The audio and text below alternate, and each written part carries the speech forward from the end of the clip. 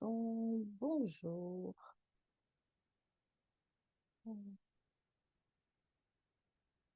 Bonjour. Bonjour à tout le monde.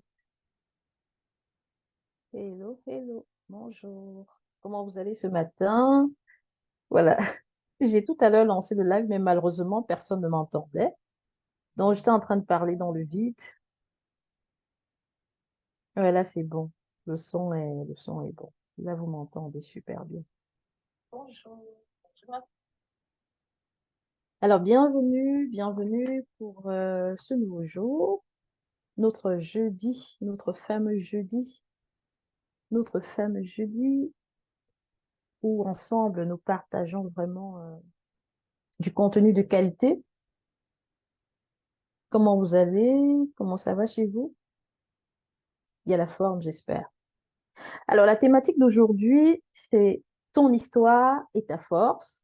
Comment créer ta meilleure version d'influence? Ton histoire et ta force. Pourquoi je parle de ça?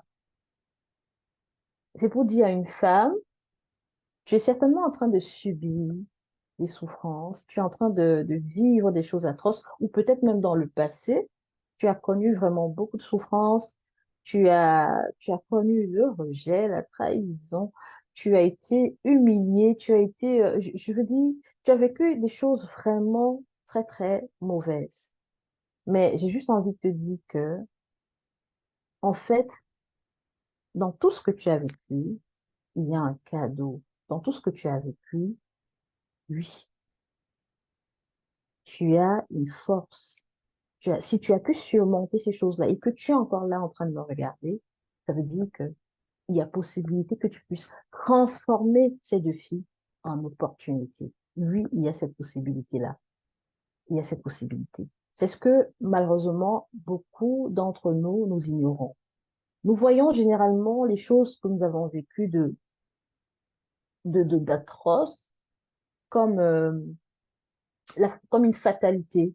Et le plus souvent, nous allons nous laisser crever, rentrer dans la victimisation et de se dire qu'il n'y a rien à faire et voilà, et tomber. Malheureusement, les personnes qui vont plutôt regarder les choses d'un autre côté, de se dire, OK, la situation est là, qu'est-ce que je vais faire pour pouvoir m'en sortir, vont plutôt prendre ce chemin-là, c'est-à-dire il y aura un processus où il y aura des étapes à respecter et des actions à mettre en place pour pouvoir s'en sortir et passer c'est-à-dire de la personne qui souffrait auparavant pour une transformation totale qui donnera une meilleure personne avec une meilleure vie, avec tous les atouts et tout. Raison pour laquelle aujourd'hui j'aborde avec toi cette thématique qui est ton histoire et ta force, comment créer ta meilleure version d'influence. Donc, je vais encore ajouter en te disant que tu as certainement vécu avec des blessures émotionnelles, tu as certainement été rejeté, trahi, abandonné, mais crois-moi, derrière ce désert-là que tu as traversé ou que tu traverses actuellement, il y a un appel, il y a un appel, il y a quelque chose que tu dois découvrir de toi. C'est douloureux, je sais.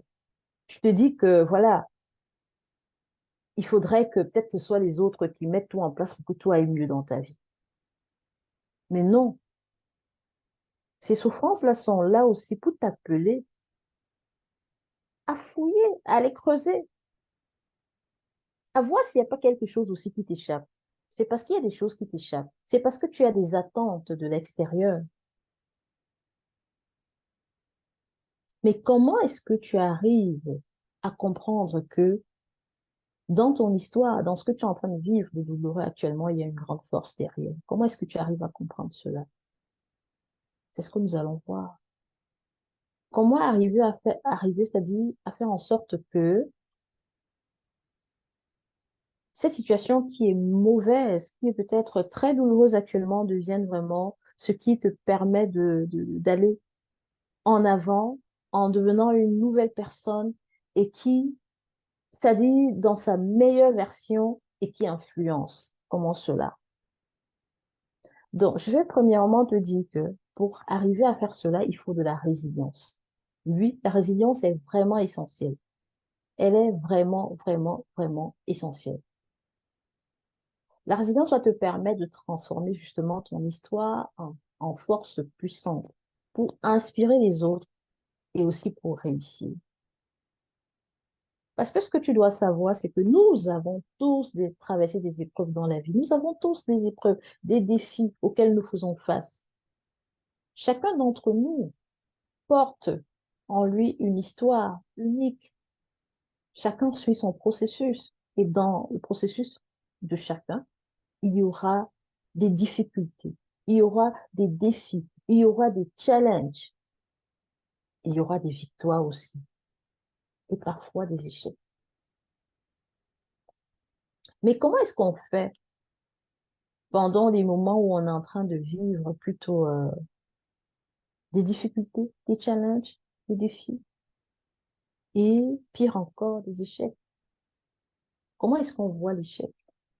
Est-ce qu'on voit l'échec comme une fatalité ou est-ce qu'on se dit, c'est un moyen d'apprendre quelque chose et de se transformer pour aller vers une meilleure version? Il faut savoir que toutes ces expériences-là peuvent être c'est-à-dire une plus grande force en généralité. Tu dois savoir que chaque chose que tu as traversée, je suis sûre que tu es sorti de là si tu regardes très bien avec quelque chose de positif. Mais c'est vrai que parfois, on est tellement focalisé sur la douleur que la chose positive qui en ressort, on ne la voit pas. Tellement on grossit la carte de la douleur, on grossit ce qui nous a fait mal au point où le point positif qu'il y a sur le papier, on ne va pas voir. On ne va pas le voir. Mais tellement si on s'apitoie alors sur le côté négatif, ce sera impossible de voir qu'il y avait un moyen plutôt de grossir le côté positif de la chose qui viendra ensuite cacher tout ce qui a été négatif auparavant. Donc aujourd'hui, en fait, on va vraiment voir comment utiliser ce parcours-là pour développer notre influence et impacter positivement les autres. Je, je vais quand même signaler ici que il faudrait, avant de faire ce dont je suis en train de parler, qu'une personne prenne conscience qu'il faut un travail d'abord sur soi. C'est-à-dire, pour une femme qui vit avec des blessures émotionnelles ou des blessures intérieures et qui se sent tellement mal, il va falloir d'abord faire un travail en amont pour pouvoir guérir afin de...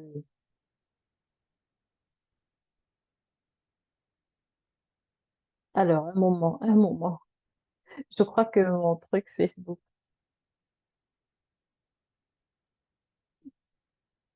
Donc, un moment, s'il vous plaît.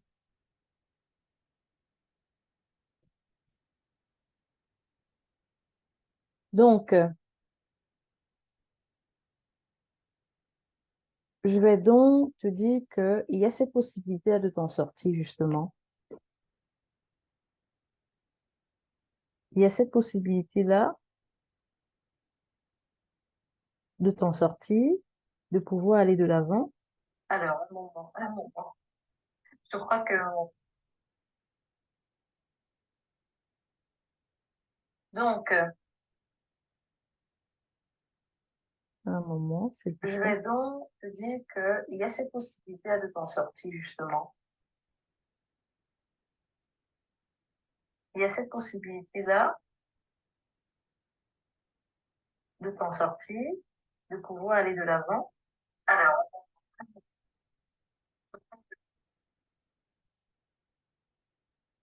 je vérifie, hein. Donc, je vérifie tout parce que...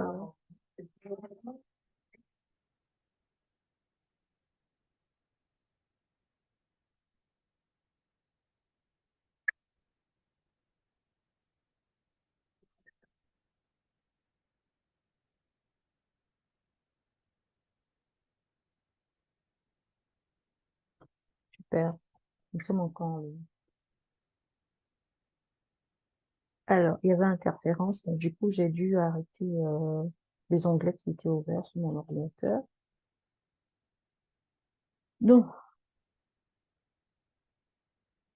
donc j'aimerais déjà, avant de commencer, que tu me dises si tu as déjà dans le passé traversé des moments très difficiles, des défis, si tu as eu à rencontrer des défis auxquels tu as fait face, des difficultés auxquelles tu as été confronté. Donc, je vais commencer de prime abord par déconstruire euh, les mythes de la résilience, parce que ici, vraiment, je vais parler de la résilience. Parce que il faut se dire, qu'est-ce qui caractérise des personnes qui arrivent à être résilientes quand elles connaissent des difficultés? Qu'est-ce qu'elles mettent en pratique et arrivent à s'en sortir, contrairement aux personnes qui, face aux problèmes, aux difficultés, vont carrément ne plus rien faire. Mais je vais commencer par déconstruire une mythe sur la résilience, parce que beaucoup pensent que la résilience, c'est simplement la capacité à rebondir après les difficultés. Mais c'est bien plus que cela. C'est bien plus que cela. Mais numéro un, il faut savoir que être résilient, c'est rebondir,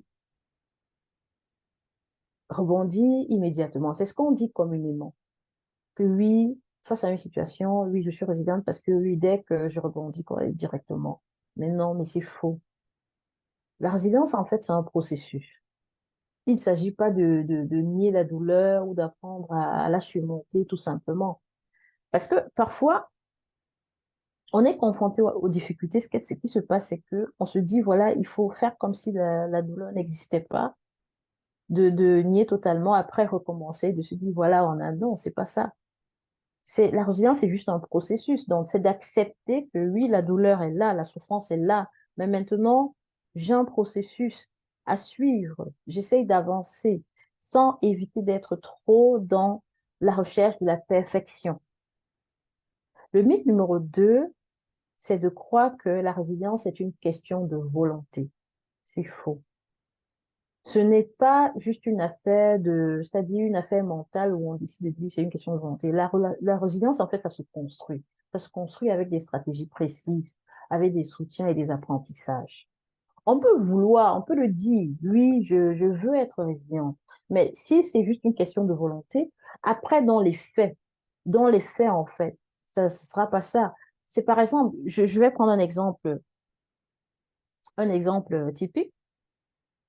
Je vis, par exemple, je suppose, hein, une personne qui vit, par exemple, avec des blessures émotionnelles et tout, qui a suivi un processus de guérison, où on a compris que oui, il faut le lâcher prise, c'est-à-dire essayer de ne plus tout contrôler.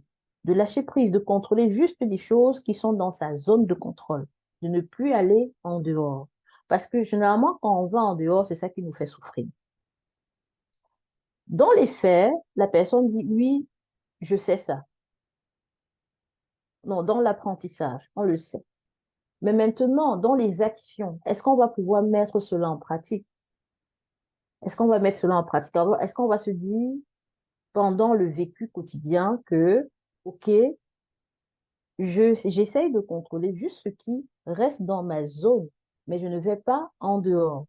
Ça va demander maintenant qu'on ait ça en tête tous les jours, qu'on ait des stratégies où s'il faut, par exemple, si on se rend compte que on était une personne qui contrôlait trop, qui essayait tout de contrôler, et après, quand tout ne se passait pas comme on veut, on était dans la souffrance, il va falloir tous les matins, par exemple, se dire, peut-être dire des affirmations positives, ou en disant, aujourd'hui, je contrôle uniquement ce qui est dans ma zone de confort, de contrôle, j'évite d'aller en dehors pour ne pas souffrir et tout. Donc, mais numéro 3, c'est de croire que une personne résiliente ne doute jamais. C'est faux. Toutes les personnes que vous voyez qui sont très résilientes, c'est des personnes, c'est-à-dire c'est des personnes comme toi et moi, c'est des personnes qui doutent. La seule différence, c'est que les personnes résilientes utilisent leur doute pour grandir et avancer. Ce n'est pas le doute qui va plonger les gens dans l'inaction. C'est de se dire, oui, je doute, mais si je doute, qu'est-ce qu'il y a? Est-ce qu'il y a peut-être une intuition? Est-ce qu'il y a quelque chose que je dois découvrir? Et la personne résiliente se met juste à faire des recherches par rapport au doute qu'elle a. Ce n'est pas un doute qui plonge dans la peur et qui plonge totalement dans l'inaction et après on est bloqué. Non, c'est pas ça. Donc, je t'invite déjà à me dire en commentaire si tu as déjà eu à connaître l'un de ces livres. Je vais maintenant partager avec toi les 5 pratiques des personnes hautement résilientes. Donc, si tu désires être résiliente tout comme moi, comme je te l'ai dit, c'est un processus. Comment est-ce qu'on arrive à faire en sorte que son histoire devienne une force? C'est justement la résilience qu'il faut.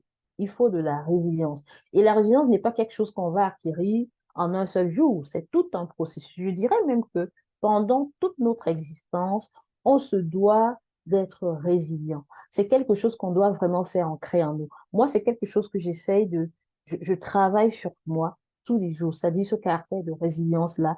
Et je dois encore travailler ça de plus en plus. Et on va travailler ce caractère de résilience pendant toute notre vie. Tant qu'on est sur Terre, on doit travailler ce caractère parce on va toujours être confronté aux défis, aux difficultés, aux challenges. On va toujours faire face à tout ça.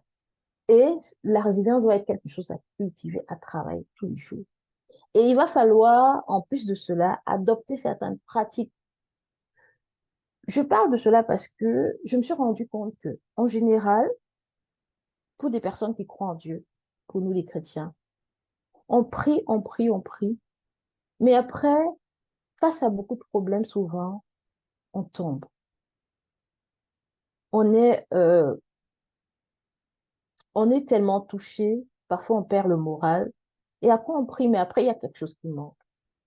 Je pense que c'est parce que on prie, mais d'une manière à reciter des prières, mais sans vraiment comprendre la profondeur, sans vraiment comprendre ou savoir aussi que il y a certaines pratiques à mettre en place. Il y a certaines choses aussi qu'on doit pouvoir connaître. Il y a la connaissance aussi qui manque.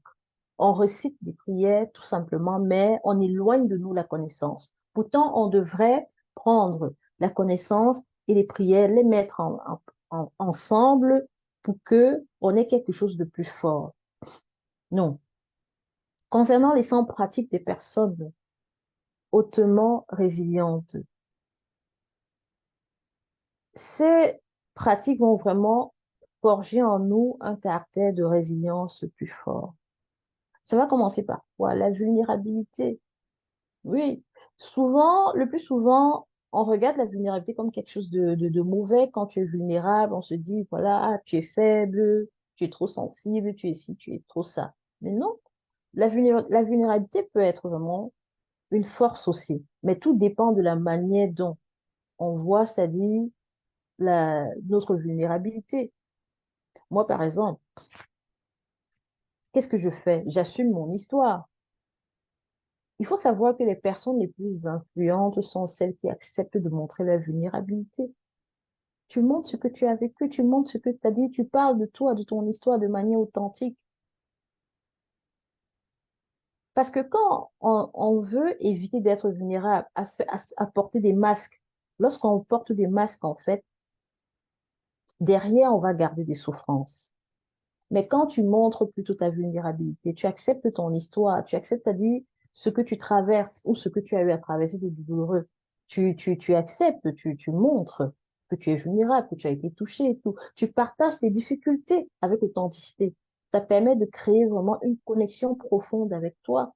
Et à partir du moment où tu ne caches pas ça, tu partages, voilà, tu restes connecté avec toi-même et avec les autres. Et ça fait en sorte que quelque part, tu vas pouvoir développer de la résilience, tu vas pouvoir trouver de la force. Par contre, en essayant de combattre cette vulnérabilité-là, en portant des masques pour dissimuler les choses, c'est comme si tu viens te comprimer et à la fin, il y a des frustrations qui vont se créer. Il y a de la colère, de l'amertume qui va se développer. Autre point, on a la persévérance productive. Aller de l'avant intelligemment. Et je rappelle que ici, justement, on parle de comment arriver à faire en sorte que son histoire, qui est peut-être douloureuse, devienne une force. Donc, il va falloir se dire, oui, j'ai vécu telle chose, ok, je l'accepte quand on a parlé de la vulnérabilité tout à l'heure. Mais ne pas voir cette vulnérabilité-là comme un mal, mais de parler de son histoire, ça permet de se connecter, ça permet de s'affirmer, ça permet de se découvrir. Le deuxième point, c'est la persévérance productive, aller de l'avant, l'art de pouvoir aller, tout ça, pouvoir aller de l'avant. Il s'agit c'est-à-dire, il ne s'agit pas vraiment de s'acharner, mais plutôt d'apprendre à ajuster ses actions. C'est-à-dire, qu'est-ce que j'ai fait aujourd'hui, qu'est-ce que je devrais ajuster au jour le jour et tout. C'est persévérer. C'est aussi savoir quand changer de cap pour avancer plus efficacement. C'est aussi un moment de se dire, OK, je suis allé dans cette direction, je suis en train d'aller dans cette direction, mais je me rends compte que dans cette direction aussi, je dois m'arrêter là. Il y a des choses que je ne peux plus contrôler. Alors, où devrais-je aller pour continuer sans forcer les choses, sans forcer? Le troisième point, c'est la connexion. Se connecter à soi-même et aux autres. Comprendre ses émotions et se connecter aux autres, c'est vraiment essentiel. Le plus souvent, on vit sans jamais chercher à comprendre ses émotions avant de se connecter aux autres. On est généralement pressé, on cherche à se connecter aux autres sans d'abord chercher premièrement à se comprendre, à savoir qui on est, qu'est-ce qu'on ressent et tout. On se connecte premièrement à soi et ensuite aux autres. Ça va permettre vraiment de pouvoir développer de l'empathie et l'écoute qui vont être des clés pour impacter positivement son entourage. Le quatrième point, ça va être la gratitude active. Tu vas devoir transformer chaque épreuve en apprentissage. Être reconnaissante même dans les moments difficiles. Parce que ça va permettre de changer de perspective et de trouver des opportunités là où on ne voyait que des obstacles. La gratitude est immense parce que quand tu observes en profondeur, tu apprends à te dire, OK, je reste dans la gratitude, je vis des moments difficiles, mais je reste dans la gratitude. En te disant ça, il y a un positif qui se crée dans la tête. Et ça va faire en sorte qu'à la fin, tu vas pouvoir trouver des opportunités. Tout est une question, en fait, de perspective dans la vie. Nous souffrons le plus parce que tout est une question de perspective. Parfois, une situation difficile arrive, quelque chose qui nous contrarie et tout. Maintenant, on a deux choix.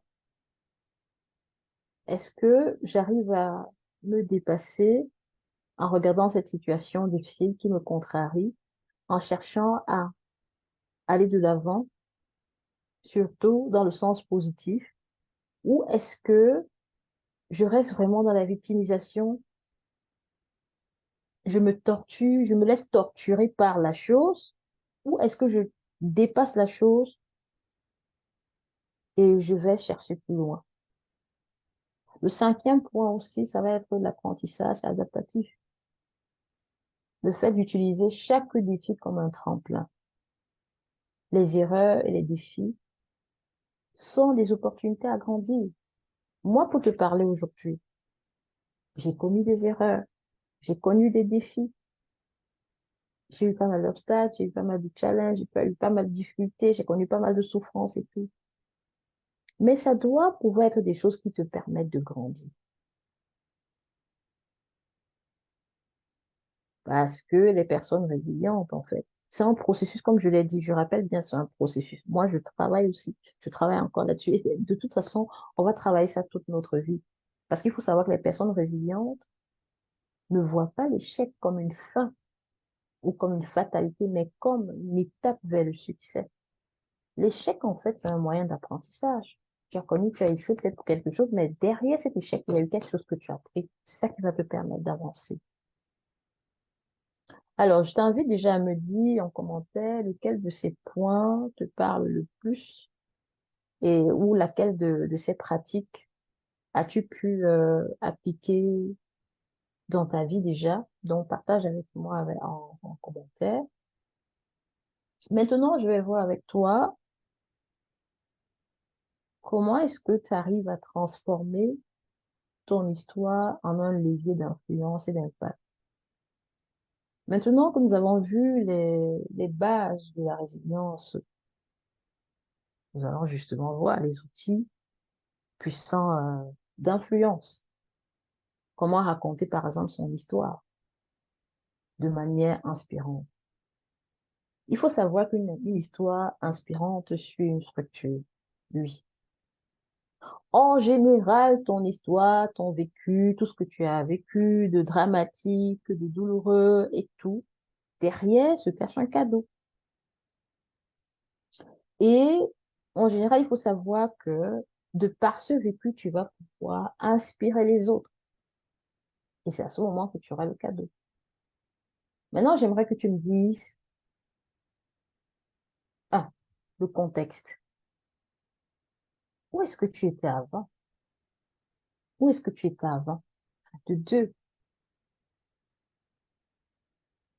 quel est l'obstacle ou quel était l'obstacle que tu as dû surmonter? Quel était l'obstacle que tu as dû surmonter? Ici, je parle en fait du défi que tu as dû surmonter. Maintenant, en trois, je te parle ici de la transformation en trois. Comment as-tu réussi à avancer? Qu'est-ce que tu as fait? Comment tu as pu faire pour t'en sortir? En quatre, l'impact. Qu'as-tu appris? Qu'as-tu appris de ce défi? Qu'est-ce que tu as appris? Quelles leçons tu as pu tirer? Et comment est-ce que ce que tu as appris peut aider les autres? Comment est-ce que ce que tu as appris peut aider les autres?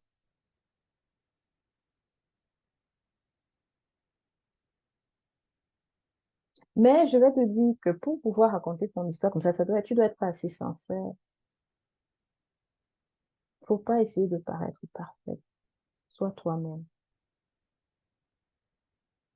Je vais juste dire que beaucoup de personnes ont connu des difficultés, des souffrances, des trahisons, le rejet, l'abandon.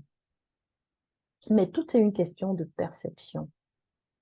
Est-ce que tu vas prendre ton histoire comme une fatalité, comme si c'était la fin parce que tu as subi toutes ces choses-là? Ou est-ce que tu vas voir ton histoire comme un tremplin qui te permet de devenir une autre personne, où tu te transformes, où tu deviens cette personne-là qui se transforme et devient influente pour les autres? Oui, tout est une question de perception. Tu vas devoir faire un choix. Rappelle-toi, les grandes personnalités que tu connais dans ce monde ont connu des difficultés, des défis, et parfois pire même que les tiennes. Je suis pas en train de sous-estimer ce que tu as vécu, mais il y en a qui ont connu pire. Mais le plus souvent, quand nous traversons des situations, nous nous apitoyons c'est-à-dire sur notre sort, ça devient genre fatalité, c'est la fin, je n'espère plus et tout. Alors que si on regarde bien ces personnalités, ces grandes personnalités qui sont appréciées aujourd'hui, et même que quand ces personnalités décèdent eux-mêmes, leurs noms, les noms sont gravés et on continue de parler d'eux, à l'instar de qui? Nelson Mandela. On continue de parler de lui aujourd'hui. On continue de parler de lui positivement. Il a tellement impacté les gens avec son histoire. Et je vais également te parler de cette dame qui, aux États-Unis, qui est applaudie dans le monde entier, qui vit encore auprès d'une frère. Va chercher à connaître son histoire et tu verras que elle a juste fait de son histoire une force. Elle a juste utilisé son, vécu, ses défis, pour créer une meilleure version d'influence. Et aujourd'hui, avec son histoire, elle a déjà tellement influencé qu'elle est devenue personnalité publique dans le monde entier. Une personnalité publique. On lui dresse le tapis rouge quand elle passe. Donc, je t'invite justement à me dire si tu as eu à raconter ton histoire de cette manière dont j'ai parlé tout à l'heure, en respectant ces points-là. Parce que fais-le peut-être, tu verras que ton discours narratif va changer. Par exemple, quand tu racontais ton histoire, peut-être tu étais beaucoup plus dans la fatalité. Et généralement, c'est ce que nous faisons. Ensemble, dans la victimisation, on raconte notre histoire. Oui, j'ai vécu ça. Oui, on m'a fait subir ceci. Oui, on m'a fait subir ça. En quelque sorte, on se déresponsabilise. Il y a quelques jours, je parlais avec une dame que j'admire bien en mentor parce que j'étais confrontée à une situation assez difficile. Mais c'est-à-dire quand je parlais, j'étais plutôt dans c'est-à-dire la position de celle qui se victimise. Alors que je devrais plutôt prendre des responsabilités. Et ça demande de ne pas blâmer l'autre, mais de prendre soi-même la responsabilité, de se dire, OK, voilà l'histoire. Mais comment est-ce que je vais arriver à transformer ça? Comment est-ce que j'arrive à surmonter cette histoire? Mais malheureusement, à partir du moment où on rentre dans la victimisation, c'est comme si on décide d'éteindre la lumière qu'on a à l'intérieur de nous, d'éteindre notre potentiel. Pourtant, on a un réel potentiel à l'intérieur qui nous permet de surpasser tout.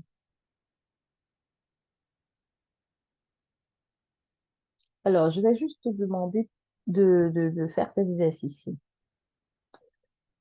Trouve un moment clé de résilience. Ça, c'est l'exercice numéro un. Tu vas trouver un moment clé de résilience. Donc, prends quelques instants pour réfléchir. Et dis-moi quel a été le plus grand défi de ta vie et as-tu, comment l'as-tu surmonté? Tu peux l'écrire même en une phrase dans un commentaire et tout. Exercice numéro 2 maintenant. Reformule avec moi une épreuve que tu as vécue et tu reformules en même temps comment est-ce que tu pourrais transformer cette épreuve en opportunité. Je t'invite donc, toujours dans cet exercice, à penser à un événement difficile, un événement vraiment difficile que tu as vécu. Et comment peux-tu le voir comme un apprentissage plutôt qu'un échec? Partage vraiment avec moi cette réflexion en commentaire. Et en exercice 3, je vais te demander de partager une leçon de vie inspirante. Quelle est la plus grande leçon que tu as apprise grâce à une difficulté? Note-la en commentaire pour que ça nous inspire tout ça. Parce que tu dois savoir une chose, ton histoire n'est pas une faiblesse. Ton histoire, c'est ta signature unique. C'est ce qui fait de toi une personne capable d'impacter les autres profondément. Donc, si tu étais en train de voir que tes souffrances, c'est la fin, il n'y a plus rien à espérer, ici et ça, c'est faux. Il y a moyen de changer de perspective et de voir que ton histoire, enfin, c'est une force. Donc, en conclusion, je dirais qu'aujourd'hui, on a vu comment la résilience peut transformer notre histoire en force incroyable. Donc, les points clés, tu vas savoir que la résilience, c'est un processus. Ce n'est pas un don. C'est un processus même qu'on va, c'est-à-dire devoir suivre pendant toute une vie. Le point numéro 2, c'est qu'il faut accepter sa vulnérabilité. Ça va te permettre de pouvoir te connecter à toi-même et de connecter aux autres. Le point clé numéro 3, c'est de transformer tes épreuves en apprentissage. Ça change totalement ta perception de la vie. Et l'autre point, c'est le storytelling authentique. raconter ta vie de manière, de ton vécu de manière sincère, qui va être un levier puissant d'influence. Et tu dois aussi savoir à la fin que chacun a une histoire inspirante à raconter. Donc, je t'invite vraiment à appliquer ces principes et à partager ta propre histoire. Et il te suffit de me rejoindre en commentaire pour écrire en quelques mots avec moi. Donc, le challenge que je te lance justement, c'est d'oser en 3 phrases raconter. Donc, c'est-à-dire, ose raconter en 3 phrases une épreuve qui t'a transformé. Raconte avec nous en commentaire. Parce que tu dois savoir que chaque jour que tu passes sans utiliser ton histoire pour grandir, c'est une opportunité de transformation manquée.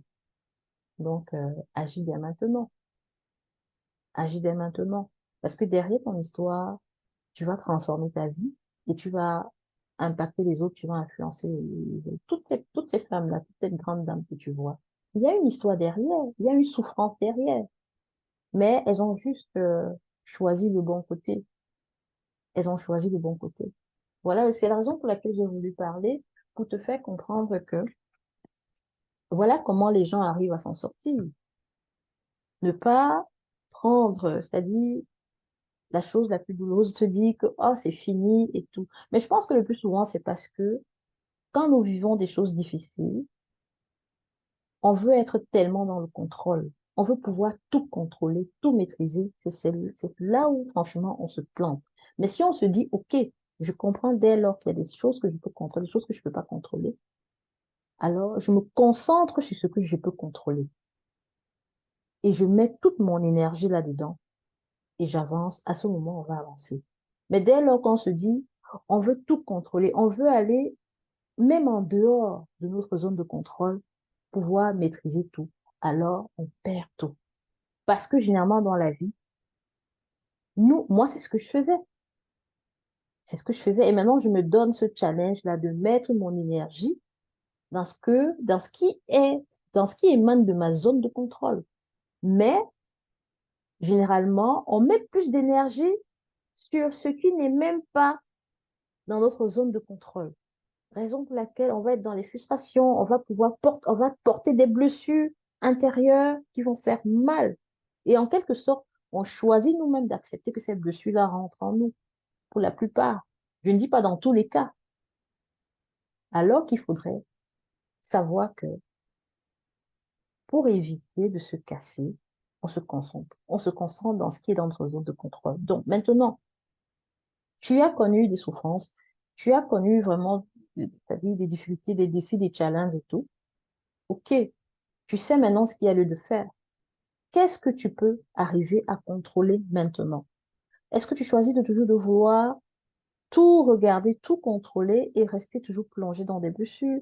Ou est-ce que tu te dis, OK, j'ai vécu ça, mais maintenant, comment est-ce que je fais pour que mon histoire devienne une force, pour que j'arrive à créer une meilleure version de moi-même, c'est-à-dire cette version-là qui va influencer, impacter les autres en transformant ma vie et en même temps en réussissant.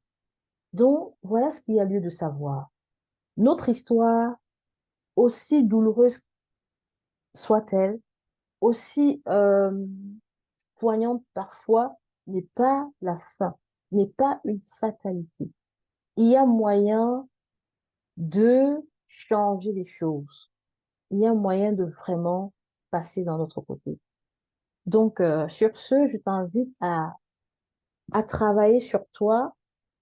Et si tu as besoin d'accompagnement, si tu as besoin que quelqu'un te tienne la main. Moi, je travaille avec les femmes, j'accompagne les femmes justement qui ont connu ces situations difficiles-là à pouvoir déjà, pour celles qui ont des blessures émotionnelles surtout, à pouvoir guérir, ou pour celles qui portent des croyances limitantes en elles, à pouvoir sortir de ces croyances-là, à pouvoir gagner confiance en elles, à savoir qu'elles ont un énorme potentiel et ensuite d'utiliser leur histoire pour vraiment transformer, c'est-à-dire les choses, c'est-à-dire en créant une meilleure version d'elle-même, premièrement, et en ayant maintenant une meilleure version d'influence. Parce que elles, en général, c'est des femmes élues, des femmes qui sont nées et créé pour impacter. Donc, sur ce, n'hésite pas à me contacter si tu as besoin d'accompagnement. Est-ce que je t'aide à pouvoir éclairer tout ça? La lumière que tu portes en toi ne doit pas dormir. Elle doit être mise en lumière, je me répète, pour pouvoir éclairer les autres, pour pouvoir changer les vies des autres. En changeant la vie des autres, tu changes la tienne. Donc, raison pour laquelle tu dois partager ton histoire. Ton histoire va aider les autres aussi à être informés, à apprendre énormément et à être aussi impactés. C'est ainsi que tu pourras prier au-delà des nations. Sur ce, je te dis à très bientôt et n'oublie pas de tout mettre en commentaire, s'il te plaît. Merci et surtout partage aussi la vie, le live. Merci et à bientôt.